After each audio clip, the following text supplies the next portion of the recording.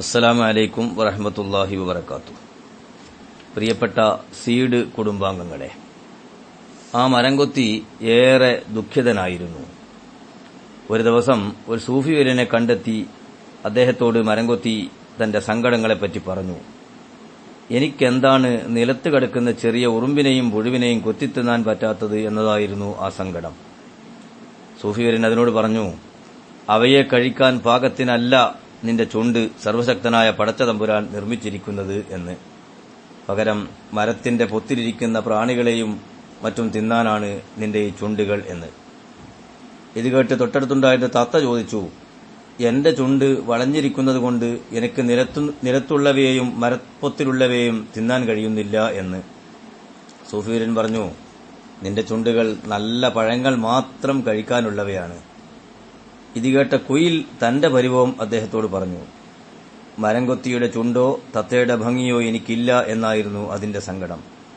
സൂഫിവര്യൻ ആ കുയിലിനോട് ഒരു പാട്ടുപാടാൻ ആവശ്യപ്പെട്ടു. കുയിൽ പാട്ടുപാടിയപ്പോൾ കാട്ടിലുള്ള മുഴുവൻ ജീവികളും അവിടെ ഓടിയെത്തി. കുയിലിന്റെ കണ്ണ് നിറഞ്ഞു. എന്തിനുവേണ്ടി ജന്മമെടുത്തു എന്ന അറിവാണ് ഏറ്റവും വലിയ തിരിച്ചറിവ് എന്ന് പറയുന്നത്. ഓരോ സൃഷ്ടിക്കും അതിന്റേതായ ഉദ്ദേശ്യമുണ്ട്. അത് കണ്ടെത്തുന്നവർ മാത്രമാണ് ജീവിതത്തിൽ സംതൃപ്തിയും സന്തോഷവും കണ്ടെത്തുന്നത്. എന്തിനുവേണ്ടി സൃഷ്ടിക്കപ്പെട്ടിരിക്കുന്നു എന്നറിയാത്ത വസ്തുക്കളെല്ലാം ഒന്നുകിൽ ഉപയോഗരഹിതമാകും, അല്ലെങ്കിൽ അവ ദുരുപയോഗപ്പെടുത്തപ്പെടും. ഉള്ളിലെ ഊർജം ആളിക്കത്തിപ്പിക്കാൻ കഴിയുന്ന ആളെയോ ഉപയോഗമറിയുന്ന ആളെയോ കണ്ടെത്തുന്ന നിമിഷം ചവറുകളെല്ലാം കനകമായി മാറും.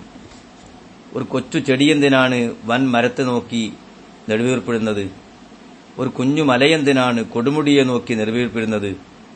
മറ്റുള്ളവരെ നോക്കി സഞ്ചരിക്കുന്നവർക്കൊന്നും സ്വന്തം ഉൾഫലം ജീവിതത്തിൽ ഒരിക്കലും അനുഭവിക്കാനാവില്ല. ഉള്ളവയുടെയും ഇല്ലാത്തവയുടെയും പട്ടികയെടുത്താൽ ഇല്ലാത്തവയായിരിക്കും കൂടുതൽ എല്ലാവർക്കും. എന്നാൽ എല്ലാവർക്കും എന്തെങ്കിലുമൊക്കെ നന്മകളും ഗുണങ്ങളും നേട്ടങ്ങളും ഉണ്ടാകും. എല്ലാം ഉണ്ടാകില്ല. എത്ര അധികമുണ്ട് എന്നതിലല്ല, ഉള്ളവയെ എത്രയധികം ഉപയോഗിക്കുന്നുണ്ട് എന്നതാണ് മികവിന്റെ അടിസ്ഥാനം എന്ന് തിരിച്ചറിയുന്ന നിമിഷം നമ്മളിൽ ഓരോരുത്തരുടെയും ജീവിതം സാർത്ഥകമായി മാറും. പ്രവാചകരായ മുഹമ്മദ് നബി സ്വല്ലല്ലാഹു അലൈഹി വസല്ലം തങ്ങൾ പറയുന്നുണ്ട്, വർള ബിമാ ഖസമല്ലാഹു ലക തകുൻ അഗ്നന്നാസ്.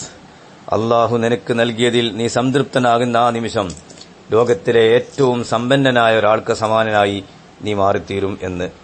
പരിശുദ്ധ റമദാനിന്റെ ഈ പടിവാതിൽക്കൽ നിന്ന് നമ്മളിലുള്ള ഓരോ നന്മയെയും ആളിക്കത്തിക്കാനും നമ്മളിലുള്ള കൊച്ചു കഴിവുകൾ പോലും ഉപയോഗപ്പെടുത്തി ഇരു ലോകത്തും വിജയിക്കാനാവശ്യമായ വൻ നേട്ടങ്ങൾ കൊയ്തെടുക്കാനും നമുക്ക് അല്ലാഹു മഹാഭാഗ്യം നൽകട്ടെ എന്ന് ദുആ ചെയ്തുകൊണ്ട് വആഖിറു ദഅവാന അനിൽ ഹംദുലില്ലാഹി റബ്ബിൽ ആലമീൻ. അസ്സലാമു അലൈക്കും വറഹ്മത്തുള്ളാഹി വബറകാതുഹു.